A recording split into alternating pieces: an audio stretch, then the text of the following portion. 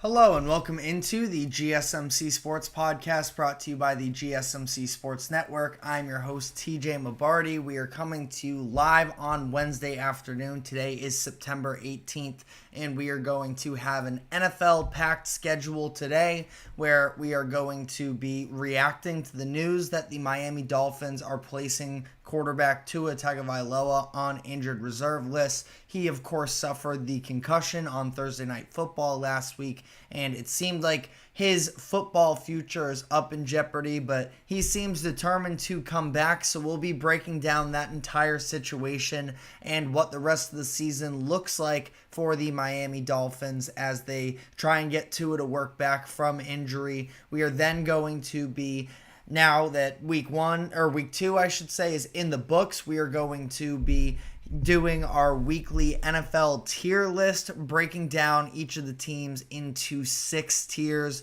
and working from there. So we'll get into that. We're then going to be talking about some of the young quarterbacks in the NFL. We're going to start off by talking about Caleb Williams' performance from Sunday that we haven't gotten to talk about just yet as he continues to struggle out of the gates. Is there some sense of concern there? We will be diving into that, and then we will be sort of parlaying that into an overall rankings with those rookie quarterbacks and the quarterbacks from the 2023 class, as well as to these next generation quarterbacks who would I feel most comfortable building around moving forward. And then we are going to be finishing off the show by doing a little bit more of a vague list here where we're going to be talking about the top 5 most impressive quarterbacks in the NFL through the first 2 weeks. A lot of unexpected names up there, so we are going to be diving into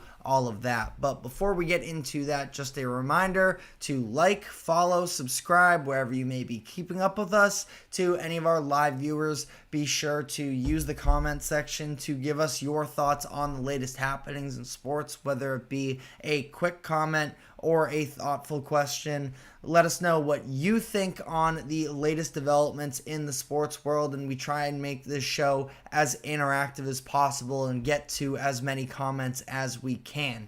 If you would additionally like to become a bigger part of the show, you can use the super chat feature that is available on YouTube, or you can go to the link that is streaming across the bottom ticker, gsmcpodcast.net, to leave a tip or donation along with your comment, and your comment will pop up on screen for everyone to see. Anything would be very greatly appreciated there.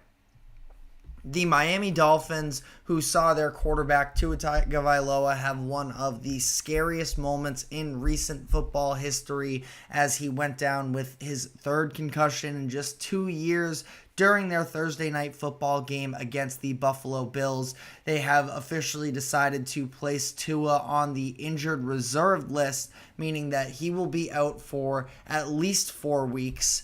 I would have to imagine that it's going to be a little bit longer than that. Now, we'll see. Like I mentioned, 3rd concussion in 2 years. It is very serious at this point, but Tua seems determined to return to play for the Dolphins, that he is not ready to give up on his NFL dreams. Thought that there was a chance, considering the fact that he also just got paid this offseason. The number it specifically was reported on earlier this morning about the idea that I believe it is somewhere around $49 million that would be fully guaranteed for Tua if he were to outright retire, or more specifically, be forced into retirement. So doesn't sound like that is going to be the case, and he is going to try and work his way back into the NFL moving forward here. But this is a situation that obviously I have my thoughts, you have your thoughts, but this is his decision. He's deciding to stick with football, so we do ultimately just need to look at it from that perspective. So by being placed on the injured reserve list, he is going to be required to miss at least 4 weeks, and then we'll see from there. CBS Sports put out an article with their injury expert that now at this point the protocol would be about 8 weeks. we'll see about that. I think that Tua is going to play as soon as he physically can. Now, whatever goes on behind the scenes in terms of him being cleared, we will have to see. But if Tua is unable to go, I do believe that this Dolphins season is in serious jeopardy. This is a team that I had on the outside looking in for the playoffs as it was, and now they haven't exactly looked great through 2 weeks. Obviously, Tua suffers the concussion in the third quarter of that Thursday night football game, but they were already down big at that point. So you can chalk that up as a loss, even if you want to give them a little bit of an excuse for Tua's injury, that it wasn't more competitive. They were being beaten pretty handedly at the time of the injury, and now moving forward here, they are going to have Skylar Thompson at the helm for them. Now, I have been a big believer that there are a lot of quarterbacks that can, be an efficient quarterback in that Mike McDaniel offense, especially with all of the weapons surrounding that quarterback position. Tyreek Hill and Jalen Waddle. You have a couple of speedy running backs. Raheem Mostert still dealing with his injury. He's been unavailable for them through 2 weeks, but him along with Devin Achane, who was a breakout star last season, now hoping to get a full season of experience, considering that he went down with a season-ending injury in his 2023 rookie campaign. That there are a lot of pieces surrounding that quarterback position anyways that, in theory, the Dolphins will be able to get by for at least a short period of time with Tua on the bench. Now, like I mentioned, being placed on the IR, that will keep him out for at least 4 weeks, which I believe would set him up for a return in week 7. The Dolphins schedule in the next few weeks, they are in Seattle this upcoming Sunday. Then they have a little bit of a longer week playing versus Tennessee at home, and then they are at New England in week 5 before the bye week. So that's really the timetable we're looking at as the earliest Tua could return, and it is largely a manageable schedule. Now, especially against Mike Macdonald and what is a tough Seattle defense in a very tough environment to play in Seattle, I have some real doubts about their chances in that game. But from that point on, the Titans, another Monday night game against the Titans, by the way, last year, that was sort of the emergence of Will Levis pulling off the comeback there. So just to add a little bit of fuel to the fire there, feels like Mike McDaniel probably will try and remind his team of that game. And ultimately, I don't think that the Titans are all that dynamic of an offense anyways, that if their defense is able to step it up, this does feel like a game that could sort of be maybe a little bit of a slugfest, but a winnable one for Miami. The Patriots coming into this season known as one of the lesser teams in the NFL. Now, they've shown through their first couple games that they may be a little bit tougher of an out than initially thought. We'll see sort of how that fully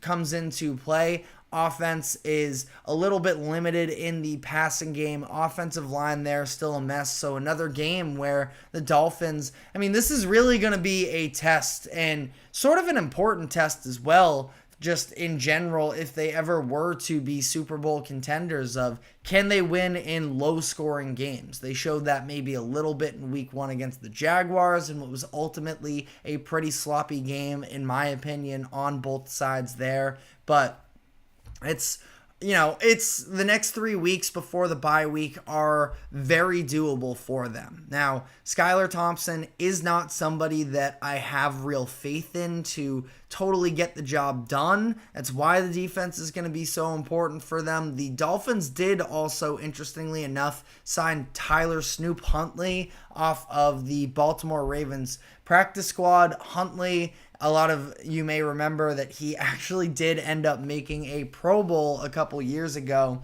even though he played in just 4 games. Kind of the ultimate stance of how the Pro Bowl is kind of so meaningless. No offense to Huntley, but just sort of the reality of the situation there. He's an interesting player. He gives you at least something with his legs, that there is an element that you can work on. And in such a fast-paced offense, you do wonder if maybe he's somebody that could at least show a little bit of life there. But ultimately, I don't see any real chance that the Dolphins are going to be able to sort of dig themselves out of, it's not even a hole that they're in right now. They're still 1-1, so they're very much statistically alive in the mix. I mean, it's kind of hard to be out of it unless you're maybe the Carolina Panthers just 2 weeks into the season. But ultimately speaking here, I think that the Dolphins can't really be taken seriously unless Tua is playing for them, which is, again, something that you can sort of agree or disagree with the idea of him playing. But if we are going to operate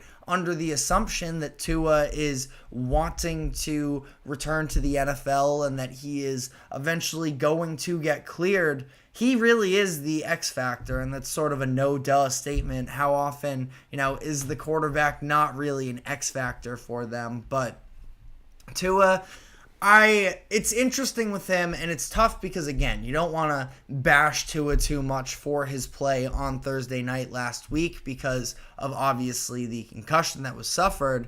I had seen myself in the 24 hours leading up to that game talking myself into the play of Tua a little bit more, and this idea that, yes, is he a perfect quarterback by any means of the imagination? No, but I also do feel like he operates the system that Miami wants pretty well, all things considered. Just this idea of making those quick decisions, delivering the ball on time, and there's sort of maybe some of the simpler skills, but he has done so very well the past couple of years under McDaniel, and I know that it was not a great Tua performance. Obviously had a couple of interceptions. I thought that I liked the aggression that we still saw from him there. It seemed like he was trying to add this extra element to his game of providing a little bit more of anticipation throws downfield. Now, we talked about this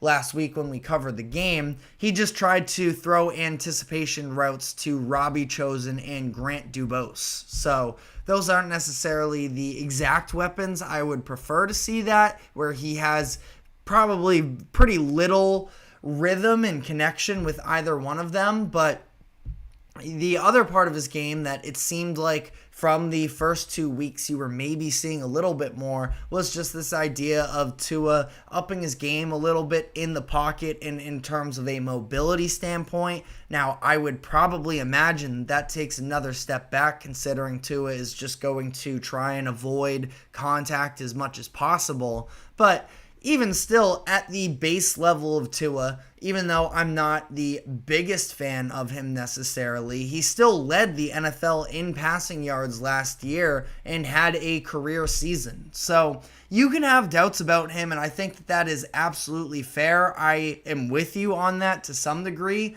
but the Dolphins are still, without a doubt, a better offense with him in there, and they are a highly functioning offense as well when he is available for them. So, sort of to put a bow on things here, it sounds like the idea is at least 4 weeks. That would take them through their bye week, which would make things a little bit easier for them in terms of not even having to play a game there. I think it's probably going to take more than 4 weeks in particular, just with the sort of spotlight on the Dolphins right now in terms of this injury and understanding that this is one of the most serious situations, at least in recent history, of repeated head trauma that we have seen with Tua's situation. Not to mention, 2 of those concussions were suffered on primetime football. Everybody, that's kind of the main storyline with the Dolphins at this point, that I think they're going to be ultra cautious. We'll see how long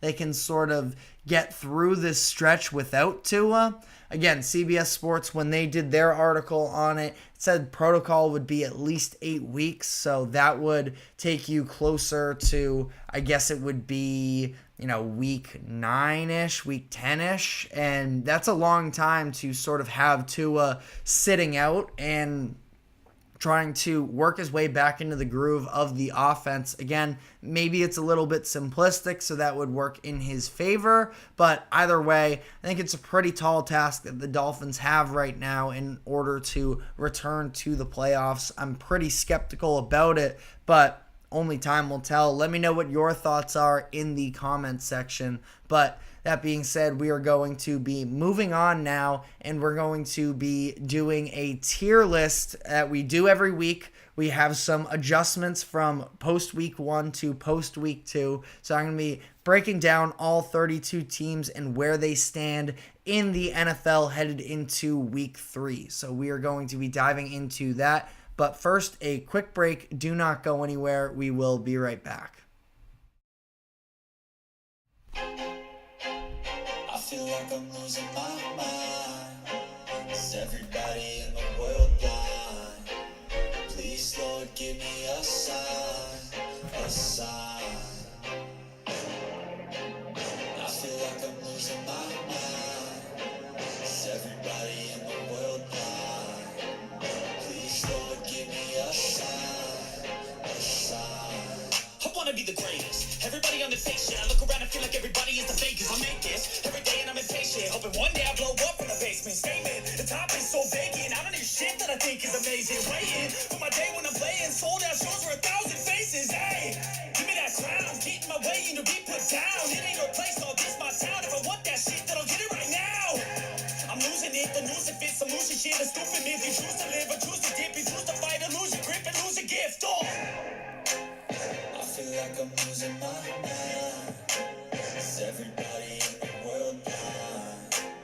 Please, Lord, give me a sign, a sign. I feel like I'm losing my mind. Is everybody in the world blind? Welcome back into the GSMC Sports Podcast, where we are now going to be breaking down my NFL tier list for heading into week 3. Now, for our video viewers here, what you see on the screen right now is where we were at headed into week 2, just sort of highlighting it in terms of sort of where my opinions were at there, holding me a little bit accountable as well so that I'm not talking out of both sides of my face here. But ultimately now diving into what we have headed into week 3, I think that the top is a lot more condensed in comparison to what we saw last week, and that is for a couple reasons. The San Francisco 49ers obviously lost this past weekend to the Vikings, a game that not a lot of people were sort of proposing that result. They have some key injuries. Christian McCaffrey going to be out for longer than initially anticipated, and Deebo Samuel dealing with a calf injury that is expected to keep them out for a couple weeks. And while the Chiefs did win this past weekend, and they are absolutely still the team to beat, they could probably be on a tier by themselves. In terms of where they are currently at, Isaiah Pacheco fractured his fibula, meaning that he is going to be out for at least 6 weeks, and there is a chance of being out even longer. And the reality for the Chiefs, yes, you have Patrick Mahomes, and he is still good enough to probably carry the Chiefs to a 12-13 win season by himself. It does sort of open up a gaping hole in terms of what their identity has been up to this point, considering the fact that Mahomes really hasn't been excellent to begin the 2024 season. Now, I still think he's the best quarterback in the league by a significant margin. I'm not worried there. That's why they sort of mesh with what was my Super Bowl contenders tier and sort of bring it all into one, which is now nobody is perfect. So I have the Chiefs and the 49ers, of course, and then I have the Ravens, Lions, Packers, Texans, Eagles, and Bills. The Bills are a team that moved up from last week to this week. They were maybe a little bit more on the side of dark horses as of last week, but I think that we have seen some real signs of life from that Bills defense, despite all of the turnover from last season to this, really on both sides of the ball. But I just believe that Josh Allen is good enough that the floor of that offense is still pretty high, all things considered, with him at quarterback. And then I think that the defense showed just a lot of promise for the fact that, yes, Tua ends up getting hurt in that Thursday night football game, but they were sort of dominating anyways up to that point as it was. They were able to shut down Kyler Murray and the Cardinals offense in the second half of their week 1 matchup. So I think that all of those teams, really, it is the true Super Bowl contenders at this point. But again, everybody has their fatal flaws at this moment. Below that, I have the dark horse contenders, which consists of the Saints, Cardinals, Bengals, and Buccaneers. Now, out of this group, I probably feel best about the only team there that is 0-2, and that is the Cincinnati Bengals. What I've seen from the Saints and the Buccaneers, both being 2-0 at this point, a couple big wins for them. The Saints demolishing the the Cowboys this past weekend, and then the Buccaneers facing off against the Lions. Being able to have those teams win ththose games in advance to 2-0, that is a great sign. But that being said, I think we're going to need to see a little bit more. The Saints beat up on a bad Washington Commanders team in week 1.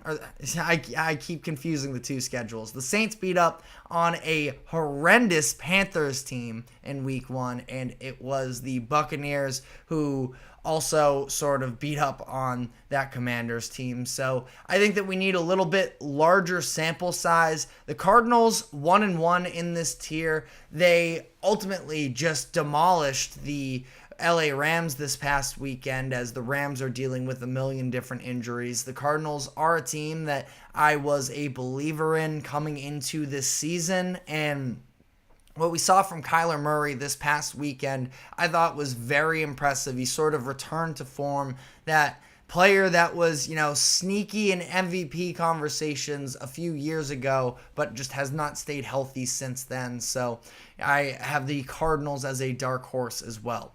Not passing the eye test, I have the Chicago Bears, Dallas Cowboys, New York Jets, Pittsburgh Steelers, Seattle Seahawks, and Atlanta Falcons. Every one of these teams has at least picked up one win along the way, but it hasn't exactly been pretty up to this point. Now, the Cowboys are the team that I think I did have them as a dark horse candidate last week. Coming into this week, it was sort of hard not to include them in that category based off of the big win that they had against the Browns, where they really just controlled the entire game and felt like they didn't really even have to try all that much in the second half. That, out of respect, I did put them in that dark horse tier, but they're a team that I didn't have making the playoffs coming into this season. I do worry about sort of that offensive line, and what we saw from the defense was really, really bad. Now, the Saints offense might actually just be elite. They've scored over 40 points in each of the past 2 games, but it's a little bit early to tell there. And the Cowboys, again, just not necessarily a team I was feeling excellent about coming into the year.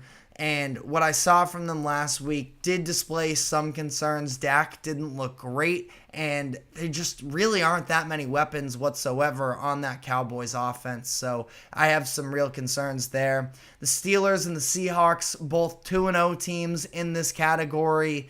It's tough to say here because you look at the Steelers, they beat the Falcons in what was a pretty gritty win that I will give them credit for. I have the Falcons in this tier with them, so, that's not a bad win by any means, but doing so without scoring any touchdowns, you just don't feel like that offense is at the point you would hope that they are at this point. And then they ended up beating up as well, or on this past week, they were able to pull out a win against a very bad Broncos team that also dropped into the fatally flawed category this week, but we'll get into them later. The Seattle Seahawks also beat the Denver Broncos, then had to go to overtime against a Patriots team that was anticipated to be at the bottom of the league as well. So all of these teams, again, in the win category, could have some amount of an upside. There are definitely a handful of NFL fans that have believers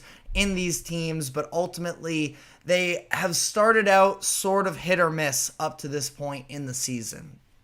Then tier 4, talented with serious concerns, I have the Dolphins, Rams, Jaguars, Browns, and Colts. These are all teams that, again, were sort of in that idea of they have playoff upside. I even had the Jaguars maybe a little bit higher in terms of could potentially put together a run, but the Jaguars have been a mess up to this point as they fall to 0-2. They're on 3 straight halves of football now where they have not looked good whatsoever. Yeah, you can play the game of if Travis Etienne doesn't fumble out of the end zone in the second half of that Jaguars game, maybe that turns out differently, but listen, we play the results here. It is what it is. And they have a very difficult schedule ahead of them on the road against Buffalo and Houston in upcoming weeks. They have to steal at least one of those games. So I'm concerned with the roster, and I'm also concerned about the schedule ahead for them. Browns are still in this category, in my opinion.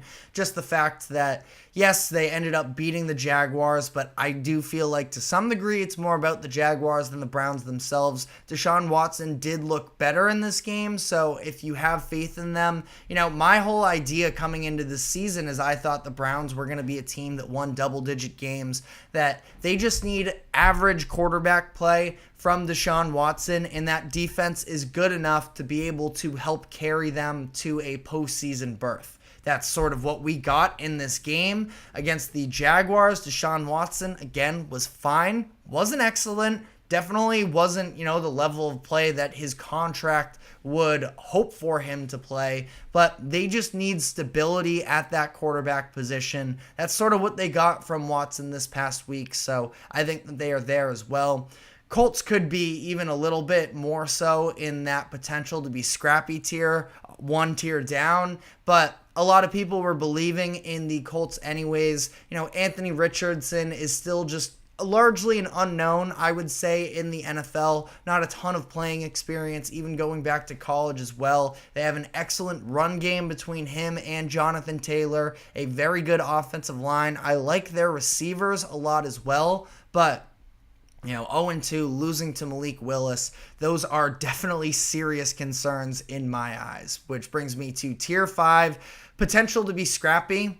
I have the Patriots, Vikings, Chargers, and Raiders. 2 teams sort of moved up from that bottom tier into this week's tier 5, and that is the Patriots and the Raiders. The Raiders, nothing scrappier than sort of the way that the Raiders were able to win this game this past weekend against the Ravens, where in the second half they played very good defense. They were sort of able to just scratch and claw this one out. No running game whatsoever, but it took Gardner Minshew of all people, where you're not going to necessarily trust on a week-to-week basis, but it does feel like with Gardner a little bit, anytime you count him out, he does just sort of throw his name back in the discussion of quarterback that can win you games. Antonio Pierce was a really bad week 1 for him. The punt decision late in the fourth quarter, that was what a lot of people were pointing to, saying he isn't ready for the moment. Well, he had his team ready in this game.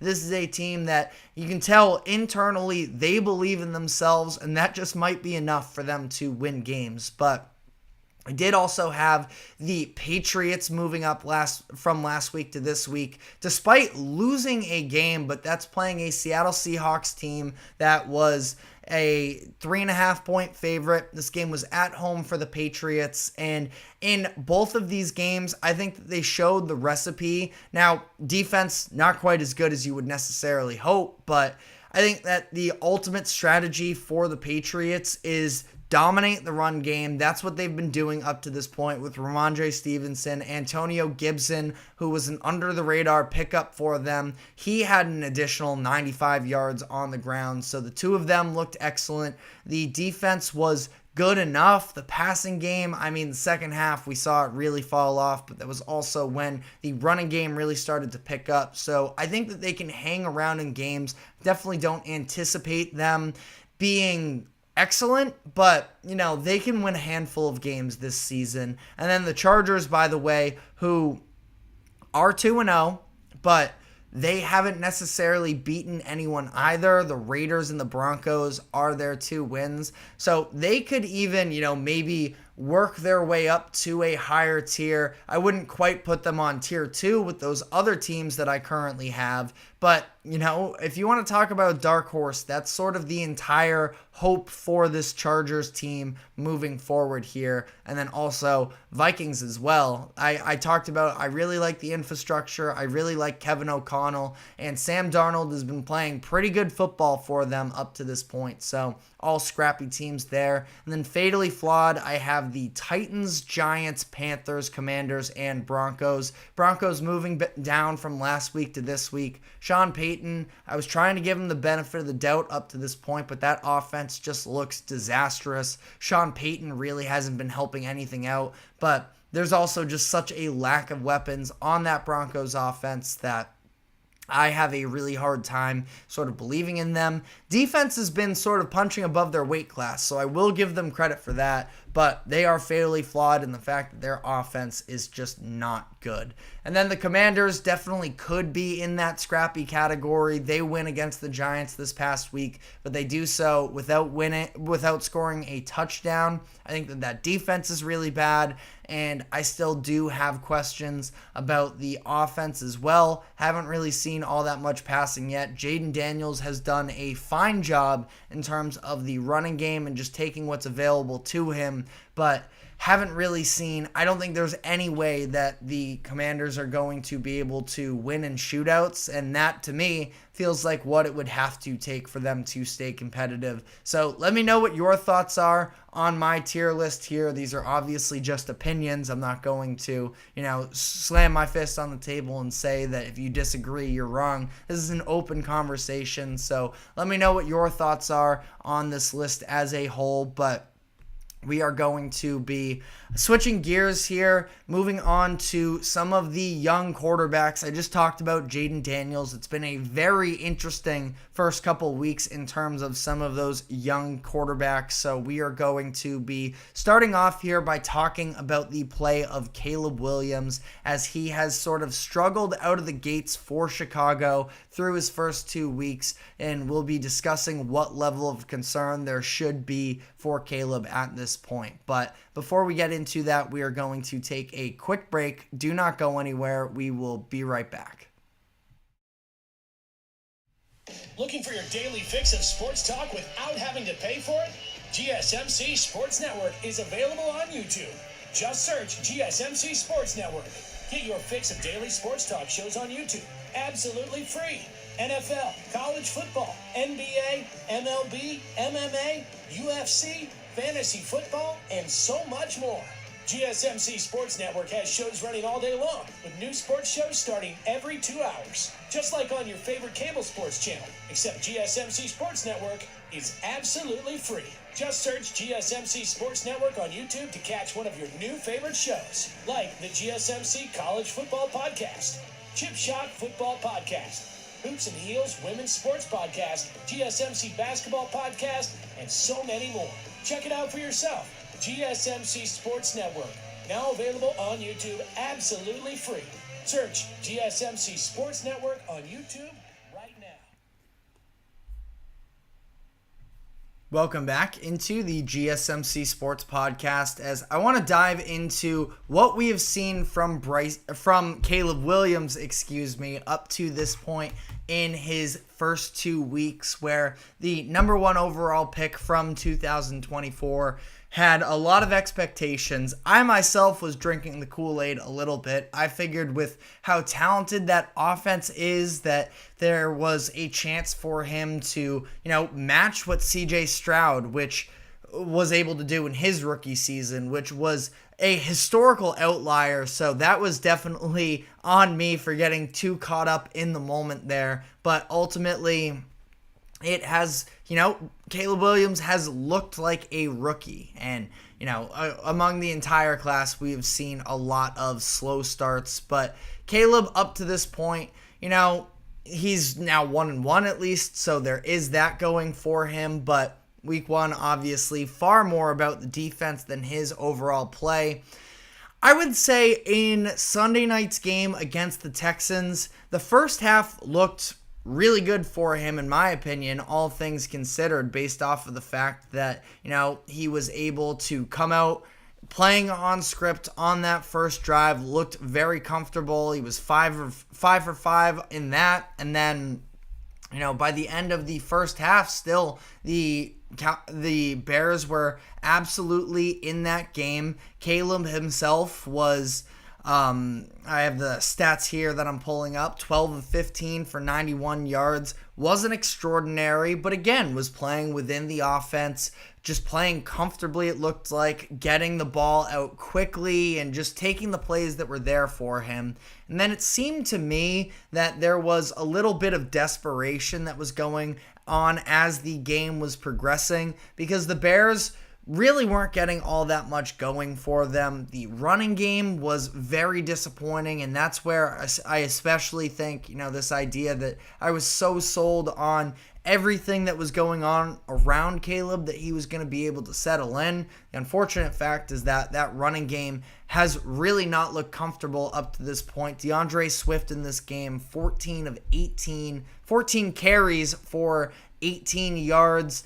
Haven't really gotten into that running back depth that I am a fan of, but that is probably for, good reason that Khalil Herbert, who I like, Travis Homer, Roschon Johnson, that they're just not really getting any of their touches, and they're not having success. That offensive line is really struggling. I think that both of their tackles in Darnell Wright and Braxton Jones looked especially rough on Sunday. Now, that is a tough Texans defensive front, and defense as a whole. The Texans, I'm definitely in on this upcoming season, but generally speaking here, their offensive line was really struggling. They were consistently getting themselves into 3rd and longs, and during those situations as well, that only incentivized DeMeco Ryans, who usually isn't a blitz-heavy defensive play caller. He was deciding to bring the pressure, and ultimately, just sort of definitely rushed Caleb Williams' process. And that's the thing, is it's sort of, for Caleb Williams, it's balancing this idea of, you want to play within the offense. There is also still star talent that is, there with Caleb. So it's trying to get him to avoid diving into his bad impulses and just taking what's available to him. And both of his interceptions were sort of along those lines. The one that he had interceptions on 2 consecutive drives. The first one actually was more so just about him underthrowing DJ Moore, but the next play was really bad, or the next drive, I should say, resulted in him throwing a really bad interception where you could see him sort of starting to panic a little bit, trying to make something out of nothing. And it was him sort of getting out of the pocket, somehow getting out of the grips of Danielle Hunter, who was incredible in this game, rolling out, and he just was sort of on the move, off-platform throw, trying to make something special happen, and again, just did not have that same sort of arm strength that he was hoping for. I think it was because of the fact that he just didn't have his feet set whatsoever, and that was a costly decision. He also had an interception that was wiped off of the board in the first half. That was a ridiculous decision where he's sort of stepping up to the right and then throwing across his body to the left sideline in a ball that had no shot of ever being caught. Now, he got bailed out there because there was a holding call on a Houston linebacker, but some of those decisions are just the ones that the Bears are really trying to phase out of his game. And I think that, again, it's finding that balance of letting Caleb be Caleb and show off his stardom, but as of right now, it's very uncommon for rookie quarterbacks to light the league on fire the way that CJ Stroud did last year. There's no pressure for him to live up to that CJ Stroud bar that was set last year, and I'm somebody who said that Caleb could possibly top that even with all of the established weapons that he had. I am admitting that I was over my skis a little bit on that mark, but it's still a situation here where the Bears have an elite defense at this point, and I was really high on that core coming into the season, but especially so with what I saw this past weekend against what is a good Texans offense. I'm all in on that is an elite group. Now, what are you going to do from there and be able to sort of make those adjustments and not get carried away with trying to do too much? Now, like I mentioned, I was so high on the surrounding pieces there. There's a lot more question marks than I was really ready for. And again, it was foolish of me. I thought their offensive line was going to be improved. That's an area that they have been investing into and trying to get better. But, anytime that the Texans sent blitzes, any of those stunts where they ended up having guys loop from the outside in, it just totally messed with the heads of the interior linemen there as well. And Caleb was getting physically punished. And that is another area for Caleb where I would really like to see him try and avoid some of those hits, those lazy sort of running down the sideline. A couple times in the second half, he got himself absolutely lit up by Texans linebacker Azeez Al-Shire, that there's just no need to sort of take those types of hits. And that's when one of the fights broke out in this game. So Caleb needs to be smarter for his own safety. I think you could say that about a lot of the young quarterbacks in the NFL right now. I'd throw Jaden Daniels and Anthony Richardson into that same category as well, where it's like you are just far too important to this franchise right now to be allowing yourself to get rocked like that. And again, especially against a hard-hitting linebacking core like the Texans, just, take that out of your game, at least for now. But as much as I can talk about, the players themselves, and Keenan Allen was out in this game, so that obviously didn't do him any favors either necessarily. But the play calling for Chicago has been a little bit suspect in my opinion. Shane Waldron, his first season as the offensive coordinator for the Bears, Waldron hasn't exactly had a super lucrative, history of being successful as an offensive coordinator. Was previously with Seattle, and it's not like he was necessarily great there. Last season, Geno Smith had a little bit of a down season in comparison to 2022 when he had sort of that comeback. When he had that comeback player of the year campaign and was really good and led the Seahawks to the playoffs. That I was just really unenthused by the play calling decisions from Shane Waldron and this Bears offense. Overall, they had that touchdown drive in the second quarter where there were a couple plays on the drive where every receiver is basically 5 yards within the line of scrimmage and just had no potential for big plays. And that's something where I feel like you need to add some more spacing for Caleb Williams, because you see as well, Caleb had that huge scramble on the fourth quarter drive when they were backed up within their own 10-yard line. The Texans brought the blitz, played man coverage, and Caleb was able to take it for himself on a scramble for 20 or so yards. That, you need open space for Caleb Williams to really fully thrive into what he is. And he has looked really off on some of these deep shots, and that's, I would say, marginally concerning. I think it's something that he's going to be able to work his way back into, but ultimately, you need to at least give options for some of these plays. Otherwise, I think that is when you start to see Caleb get a little bit impatient and not be willing to sort of play within the offense. And it doesn't help him either when the offensive line is getting ran through as well. But, I think that they just need to do a better job of actually giving Caleb opportunities to make big plays. When you have the first play of the second half, if you go back and you watch it, you have two tight ends lined up in the backfield with your running back, and it's DJ Moore and somebody else at wide receiver split out to the edge. The receivers just go deep with, good coverage there, and then you have all three of DeAndre Swift, Cole Kmet, and Gerald Everett basically all just in a parallel line right at the line of scrimmage. What's the point of that? Now, sure, maybe you want to work Caleb into more of a rhythm. I think it was Collinsworth on the call that mentioned, you want to get Cole Kmet involved as well, because he had a very quiet week one, didn't see the field as much. You're trying to build up confidence, and I do understand that, but you can only dink and dunk for so long. And then when you talk about as well the number of bubble screens that they are throwing in here, they just feel like wasted plays and a waste of the talent that is on that offense.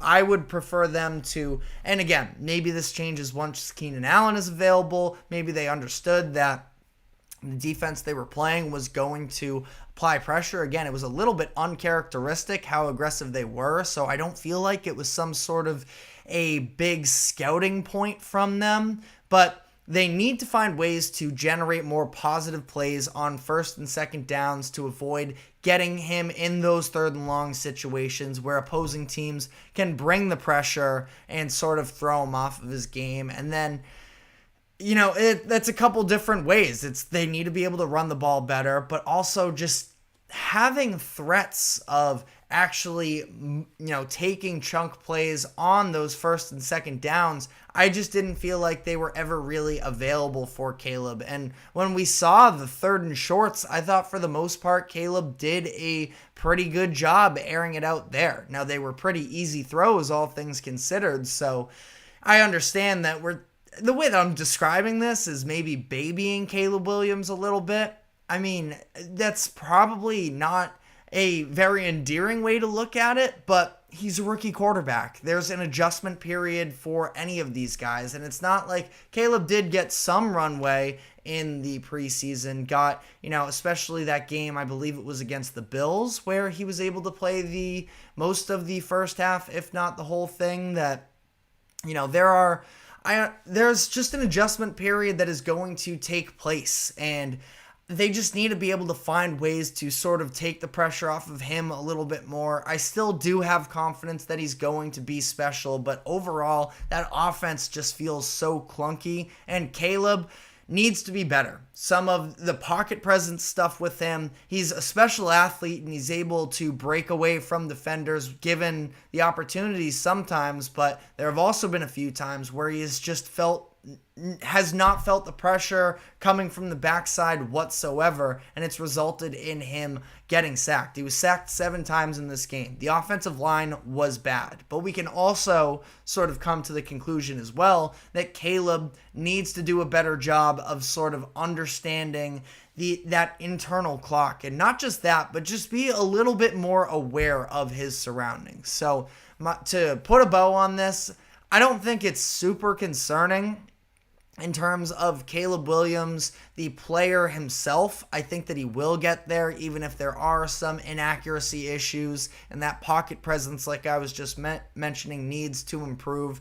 I think my bigger concern is just with, in general here, what that Bears offense looks like. But let me know what your thoughts are in the comments section. We're breaking down Caleb Williams himself, but he is, of course, not the only young quarterback that is going through some growing pains. We just found out that Bryce Young is going to be benched moving forward here. So I want to sort of look at all of the quarterbacks that were drafted over the course of the past 2 seasons and rank them based off of their long-term upside. So we got 8 QBs that were drafted in the first 2 rounds of the past couple years. We're going to be diving into their play, what we've seen from them so far, and who I personally would be comfortable building around long term. So we are going to be diving into that, but before we do so, we are going to be taking a quick break. Do not go anywhere. We will be right back.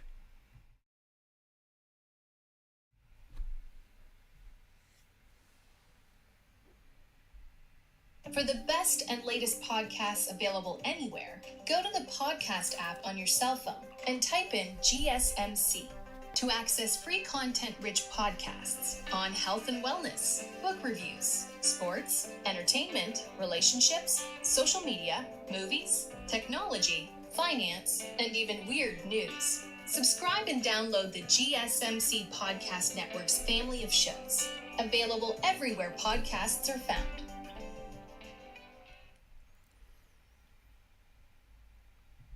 Welcome back into the GSMC Sports Podcast, as we're going to now be putting together a list of ranking the top young quarterbacks in the NFL. Now, we're specifically going to be looking at the QBs of the past two draft classes.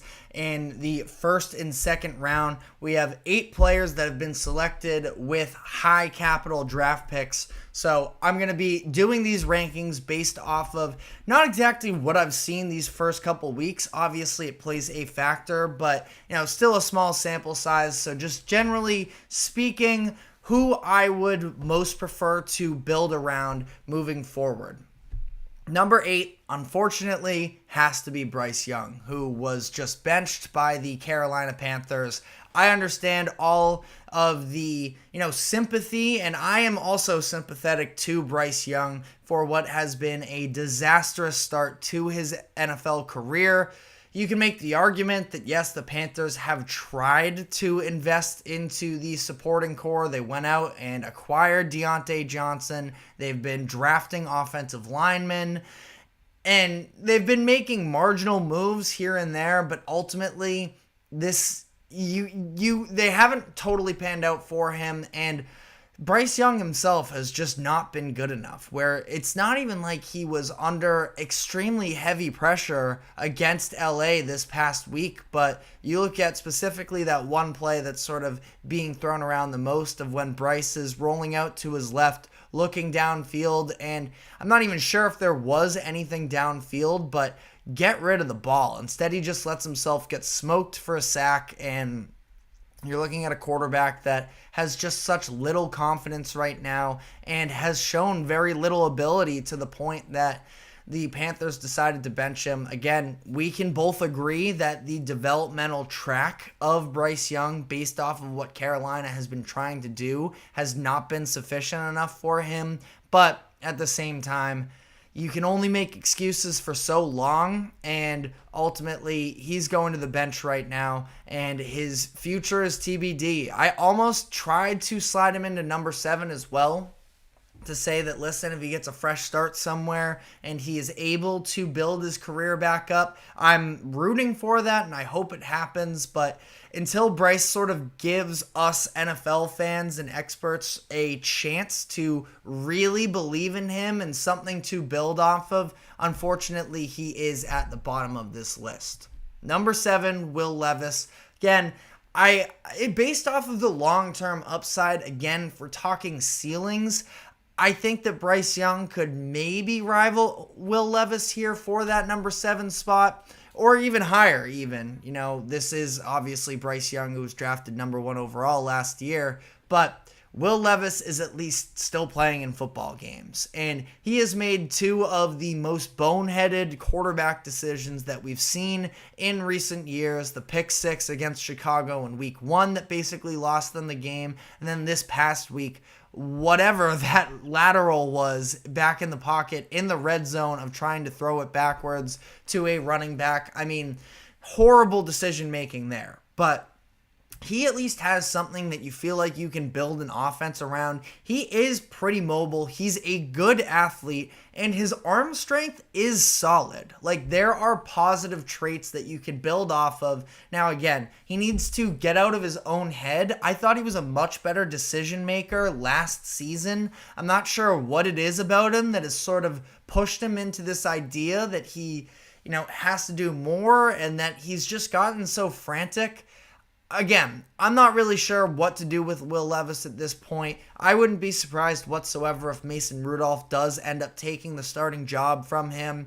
But he's somebody that last year we saw it's possible to have a good enough offense surrounding him. He led the comeback the comeback against the Miami Dolphins on Monday Night Football last year, down 2 scores in the fourth quarter. So we've seen success with Levis in the NFL at this point, even if it is on a smaller scale. So unfortunately for Bryce Young, I just couldn't put him below somebody that has just been so unsuccessful up to this point and his own organization no longer believes.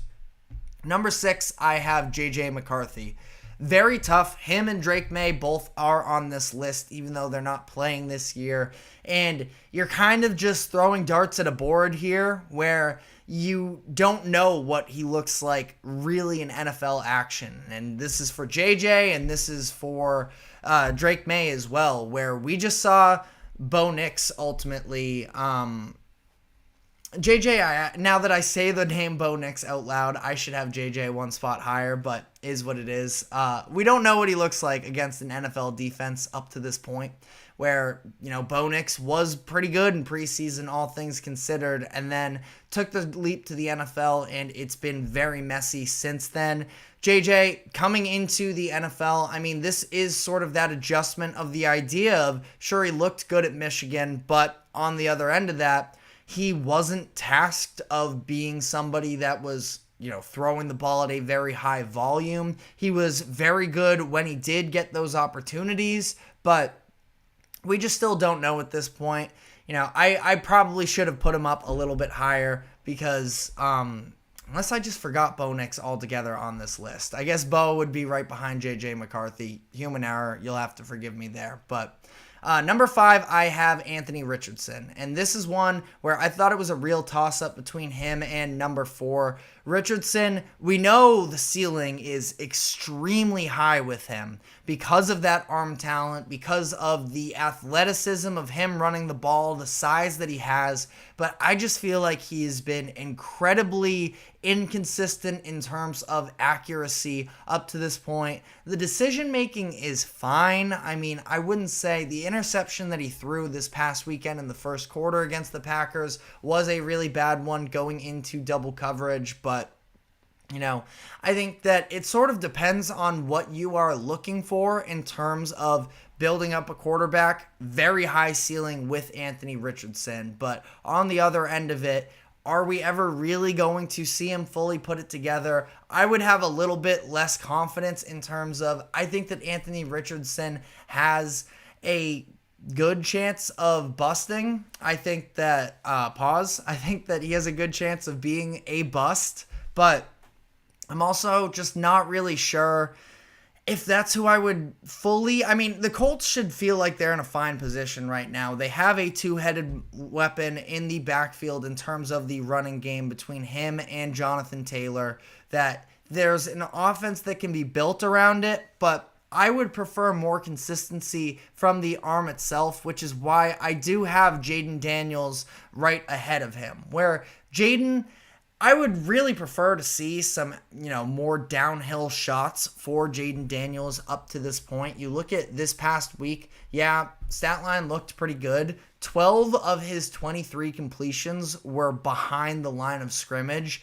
That doesn't really give me all that much to work with when half of your completions are basically net 0 yards and then whatever you get after the run there. But that being said, he did have some moments where he pushed the ball down the field a little bit more. 6 for 9 on throws of 10-plus yards past the line of scrimmage. A lot of them were open. But the thing is with Jaden Daniels, for me at least, is that he is a pretty precise quarterback, all things considered. And I do feel like ultimately he has this super high floor in terms of his running ability that you hope that he can refine his game through the air a little bit. But either way, it's an offense that you can get consistency from. And even going back to his time at LSU, being a good decision maker was one of his best qualities, that he was, did steer away from making the bad decisions. Just 7 interceptions in 26 games as a starter at LSU.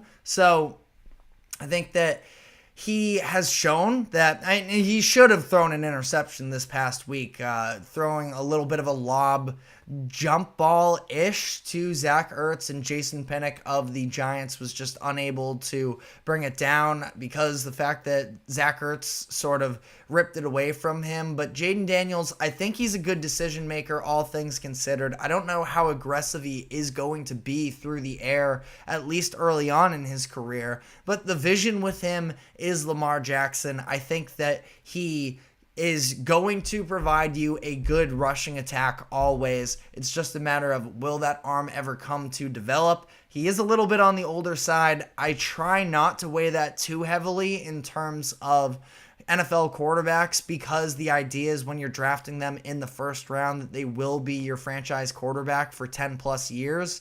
So the age shouldn't matter quite as much there, but there are maybe some slight hesitations of, well, why hasn't he developed that part of his game yet? I don't want to rule out the idea, just because he's older, he won't ever have it. I think that he can find a way there. And again, it was a little bit of a coin flip for me between Anthony Richardson and Jaden Daniels. If you're looking for that superstar potential, I think that that's more in the boat of Anthony Richardson. But if I were starting an NFL franchise, I would prefer to lean towards somebody I can trust a little bit more on a game-to-game basis. Jaden Daniels has been consistent, efficient, and hasn't put the ball in harm's way for the most part. So I do have him slightly above Anthony Richardson. This one, I know probably not a lot of people are going to love this. I have Drake May at number 3, and we haven't seen him take an NFL snap yet. So that there's definitely a lot of risk. Like I mentioned with JJ, it's throwing darts at a board a little bit when you're talking about prospects who haven't even played in the NFL yet. But Drake May is somebody I've been really high on since his time at UNC, that I think he has all of the physical tools. He has the combination of, Jaden Daniels by his senior season at LSU was more of an air raid attack guy, but I don't think he was ever really the level of passer that Drake May was. Jaden Daniels benefited from having 2 wide receivers that were drafted in the first round this past year. Drake May was not working with that same level of talent around him, and there's, a case to be made that he might actually be better off the fact that he did have to spread the ball out a little bit more. I think that he has all of the running ability, maybe not quite as fast as Jaden Daniels, but he's bigger, he's more bulky. I think that he can be more durable than Jaden Daniels, and, injuries, again, sort of a crapshoot there in terms of evaluating how healthy a guy can stay, but I think that Drake May has sort of everything that you could possibly need out of a quarterback, and I think that he's really going to benefit as well from the idea that he gets to sit behind a little bit longer. He is on the younger side. I am very high on the upside of Drake May in the long term. Number 2, I have Caleb Williams. Jaden Daniels has been better than Caleb Williams up to this point in the season. I will wholeheartedly agree there, but I also just don't think that 2 games is a big enough sample size to sort of overreact to. And Caleb ultimately has all of that superstar potential. And I think that, we've seen flashes of it-ish in terms of the fact that he was greatly under pressure this past weekend and was still able to make the plays with his legs. I think the arm talent will come. We saw it in college. We'll have to see. But I think that, it's been a very slow start for all of these guys from 8-2, that none of them have necessarily fully proven to reach that high potential yet. I'm still banking on Caleb Williams to figure it out ultimately. We'll have to see there. But number 1, this is by a landslide, and that would be CJ Stroud, of course, the number 2 overall pick in 2023, that he has been nothing short of excellent since he began his NFL career. Some people are dinging him a little bit for his week 2 performance against the Bears, but I think the Bears defense is excellent. And there were some of those throws, especially the one that he had in the first half on the run to the sideline to Nico Collins, that, what else could he really prove at this point? Sure, the idea of he has a long way to go in terms of growing and trying to become one of the elites of the NFL, but he also has shown that he's more than capable of being a franchise quarterback. He now is the franchise quarterback for the Texans, and they made out excellently, of course, in that ordeal of the 2023 draft, unlike the Panthers. But let me know what your thoughts are on my ranking. Again, I know it's a lot of speculation at this point, so I would be, greatly mistaken if I said that my list is perfect. Let me know not just what you would change, but why you would change them, as we are now going to be diving into our final segment of the day, and that is we're going to be talking about larger scale here, who have been the most impressive NFL quarterbacks through 2 weeks, because we have some big-time surprise candidates on this list that have been a lot of fun to watch up to this point. So we're going to be diving into that. But first, we're going to take a quick break. Do not go anywhere. We will be right back.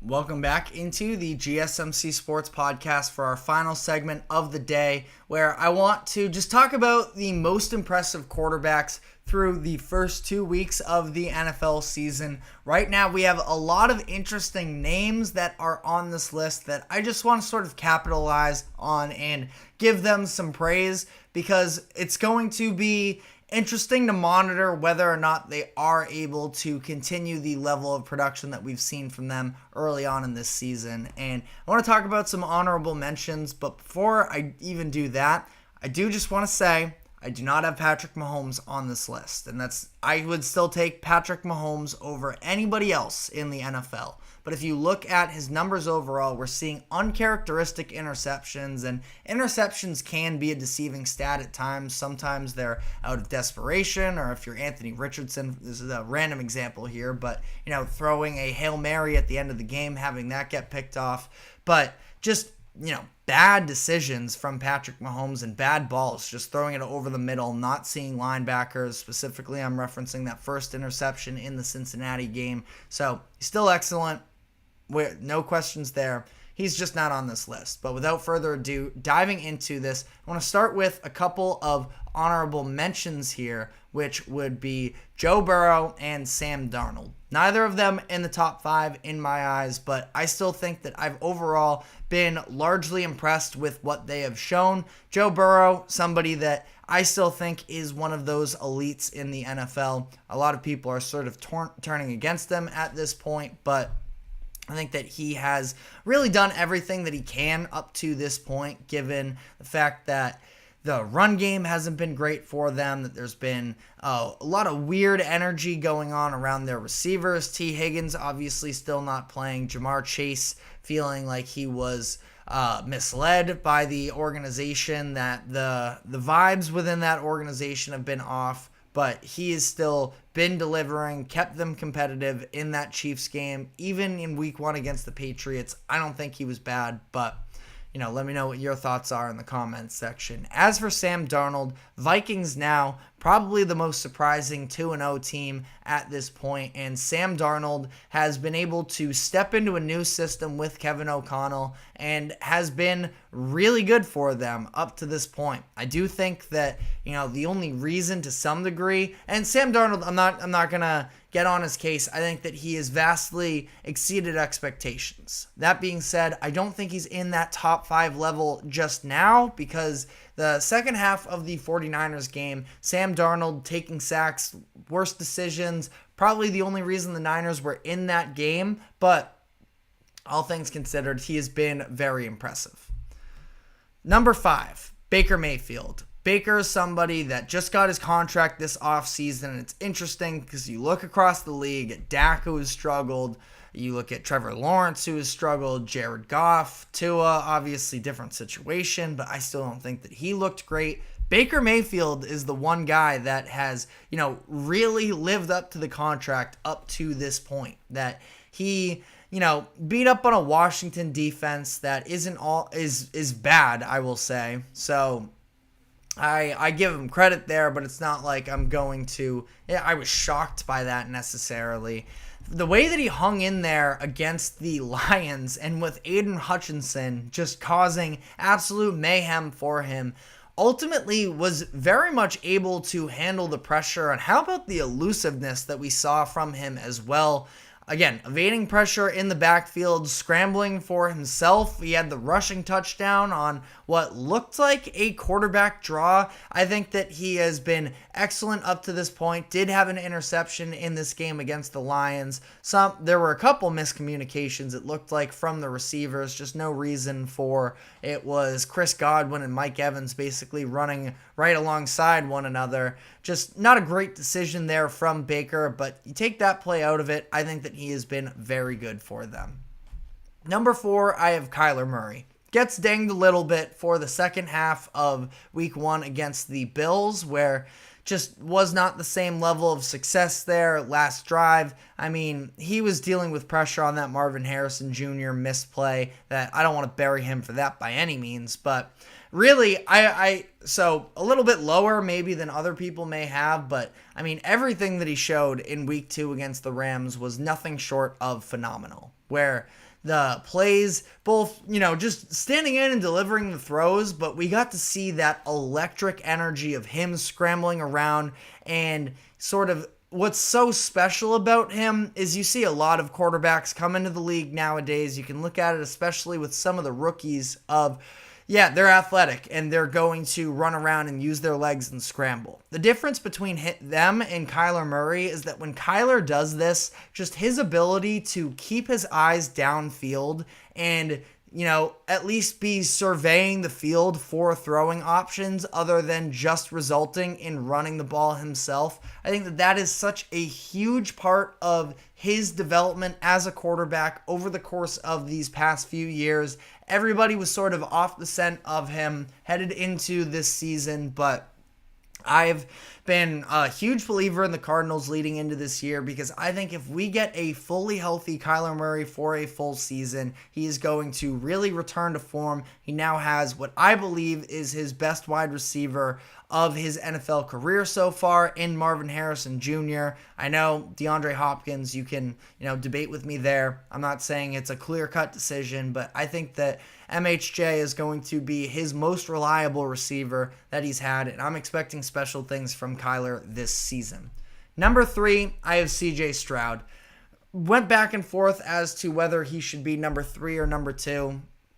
I would say this, it's not like the Bears game was unbelievable from him. He was facing a very tough defense behind him, but just continuing to be such a smart quarterback in terms of not making mistakes, not putting the ball in harm's way, really. Saw him get a little bit aggressive in week 1 against the Colts for that red zone interception that I didn't love, but all things considered, his ability to make any type of a throw, in the pocket, the deep shots. We saw that incredible throw that he had rolling out to his right to Nico Collins in the first half of this Sunday Night Football game. That CJ Stroud just continues to impress, and he, like we just talked about as well in the last segment, he is, the best young quarterback really in the league that I think has an extremely bright future. And it's not a hot take. I feel like just about everybody would agree with that. I had him and Derek Carr competing for this number 2 spot. I gave it to Derek Carr because when he has played, he's been, absolutely excellent. Did have an interception in this Cowboys game this past week. I think that we can acknowledge a couple different things. Derek Carr, the play that he has had up to this point has been elite. Do I think that he's an elite quarterback? Not really at this point. He is something like 32 years old. It's really hard for me to imagine, and I've been a pro Derek Carr guy for some years now, that it's not like he's just turned this page and now that he's up with Clint Kubiak that all of a sudden he's this entirely new quarterback, but he is executing their system to a T at this point, and he's been a huge beneficiary as well. One, you could say, played the Panthers in that mix as well to sort of add to that. But additionally, he's been able to thrive off of the fact that Alvin Kamara is having an excellent season, that he's been living off of a lot of play action passes as well. And he's also had the benefit of playing with a lead. Now, obviously, they've scored on the first 15 drives that Carr has played in. So, no complaints there. But he also, ultimately speaking here, is eventually going to have to be in a closer game where he has to close out in the fourth quarter. That's where he needs to answer questions a little bit more, because we've seen Derek Carr a handful of years ago with the Raiders sort of be this type of player. Is it a matter of him being able to, sort of refine that energy and be able to sustain it for the upcoming season and longer? Or is this just a little bit of a flash in the pan? Either way, I'm very excited to see Carr playing at this level. But the number 1 quarterback in the NFL so far, I think, is pretty easily Josh Allen. And I don't really know what the debate is. Yeah, Derek Carr has been winning games. But again, I think a lot of circumstances has helped that. Josh Allen really hasn't had anything easy up to this point, where his defense put him in a little bit of a hole week 1. I know it was partially on him as well. He had a fumble on, it was maybe even the first drive of that Cardinals game.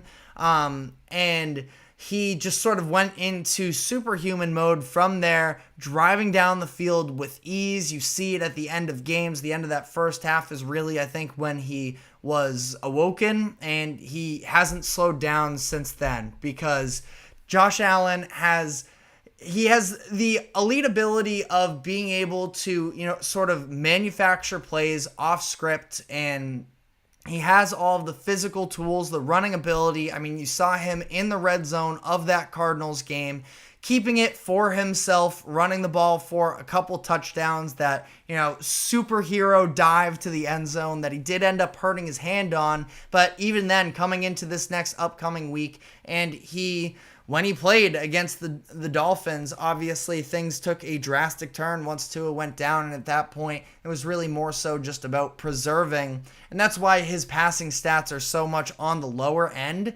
considering the fact that he really didn't have to throw all that much. I think he had 150 yards in that game against the Dolphins. That it might have even been less than that, as I'm double checking here on the fly. But the counting stats aren't all the way there. It was 139 yards, but he is just a special talent, and this is a year where, there have been a lot of doubters. We have some doubters here at the GSMC Sports Network, but I think that he just continues to impress now without Stephon Diggs.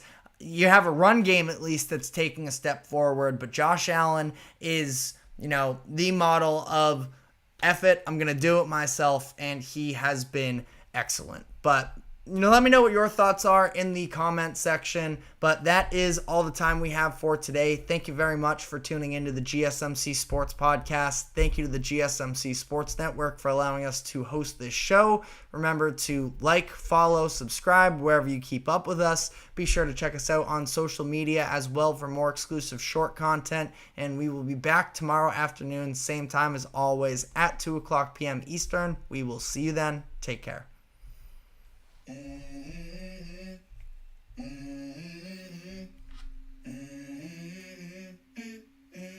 Let's go. I wake up to a little bit of drool on my pillow, feel like it's gonna be a bad day. Yeah, I'm tired of shit, and the coffee ain't hit yet, damn, ain't that great.